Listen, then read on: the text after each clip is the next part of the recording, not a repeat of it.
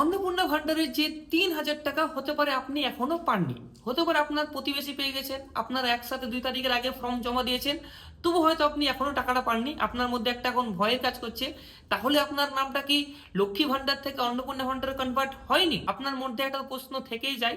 তো থাকছে আজকের ভিডিওতে আপনি কি করে আপনার স্ট্যাটাসটা চেক করবেন, আপনার অন্নপূর্ণা ভান্ডারের নামটা নথিভুক্ত হয়েছে কিনা।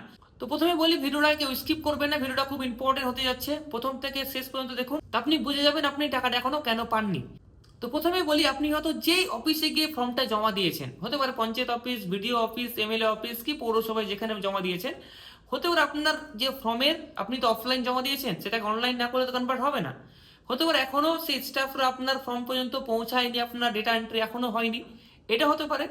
আপনি আর ভাবছেন কি করে চেক করবেন, মোস্ট ইম্পর্টেন্ট দেখুন, আজকের ডেটে দাঁড়িয়ে যেটা সোশ্যাল সিকিউরিটির যে ওয়েবসাইটটা ছিল অন্নপূর্ণা যোজনা, সেই ওয়েবসাইটটা টোটালি এখন সার্ভার ক্লোজ।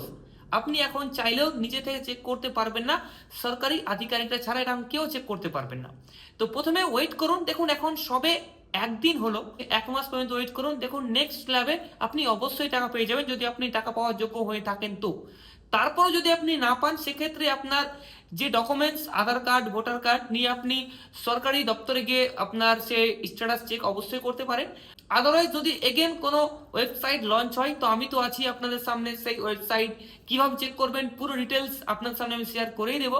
ততক্ষণের জন্য পেজটাকে ফলো করে রাখবেন নেক্সট ভিডিও পাওয়ার জন্য। আর যদি ভিডিওটি ভালো লেগে থাকে, ভিডিওটিকে লাইক করবেন, বেশি বেশি করে শেয়ার করবেন, যেন প্রত্যেকের কাছে ভিডিওটি পৌঁছে যায়। দেখা হচ্ছে নতুন কোনো ভিডিওতে, ততক্ষণের জন্য ধন্যবাদ, ভালো থাকবেন, সুস্থ থাকবেন।